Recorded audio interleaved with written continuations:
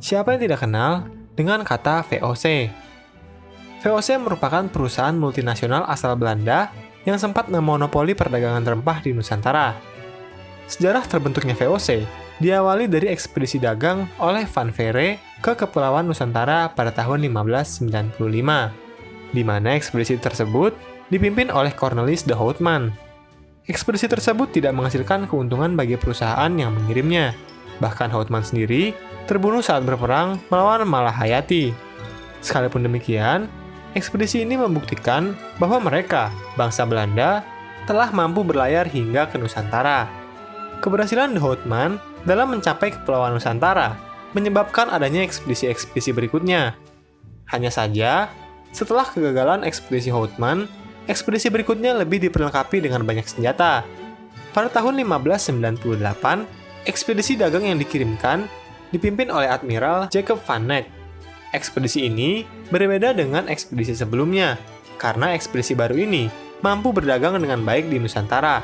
Alhasil, ekspedisi tersebut berhasil membawa barang-barang yang sangat berharga di pasar Eropa saat kembali ke Belanda. Keuntungan yang diperoleh para pemodal bahkan mencapai 400%. Namun hal ini mengakibatkan timbulnya persaingan tidak sehat di antara para pedagang Belanda. Adanya persaingan ini tentu membuat harga produk cenderung semakin murah.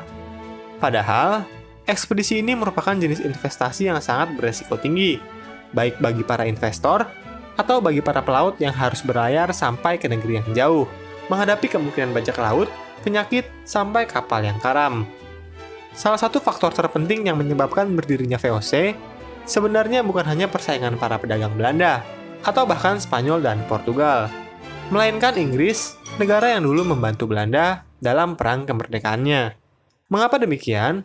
Karena di tahun 1600, Inggris mendirikan EIC, atau yang dikenal dengan East India Company. Hal ini membuat Belanda mengikuti langkahnya di tahun 1602, dengan membentuk VOC yang dirintis Prince Maurits dan Oldenbarnevelt. VOC adalah perusahaan multinasional dengan sistem pembagian dan kepemilikan saham yang terbuka untuk umum. Ia memiliki daerah monopoli. Pada saat itu, Rickloff van Goens meminta agar VOC membentuk suatu pemerintahan yang merdeka di kota Ceylon. Tetapi hal itu juga ditolak oleh Dewan Pimpinan VOC sendiri, karena bertolak belakang dengan tujuan perusahaan yang bersifat profit-making. Tujuan VOC dengan berlayar ke negeri yang jauh adalah untuk mencari keuntungan yang sebesar-besarnya melalui perdagangan. Pada awalnya, kekuasaan yang dimiliki VOC memang tidak digunakan. Namun, lama-kelamaan, seperti kata Jan Pieter Zoon Cohen, berdasarkan pengalaman saya di Asia, Belanda tidak mungkin menjalankan perdagangan tanpa perang, dan perang tanpa kepentingan perdagangan. Penjelasannya sangat sederhana.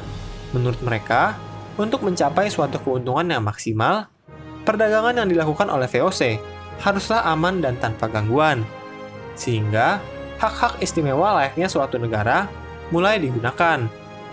Keamanan dalam perdagangan diwujudkan dengan mulai menempatkan meriam-meriam di atas kapal dagang mereka, dan mulai membangun benteng-benteng di wilayah yang mereka anggap strategis.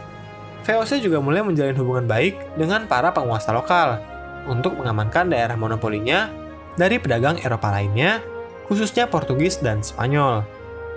Sekalipun awalnya VOC menggunakan kekuatan militer demi mengamankan bisnisnya, namun lama-kelamaan, hal tersebut berubah untuk menguasai rivalnya, meskipun tujuan utamanya tetaplah sama, yaitu mencari keuntungan. Lalu, seperti apakah kisah VOC selanjutnya? Tunggu konten berikutnya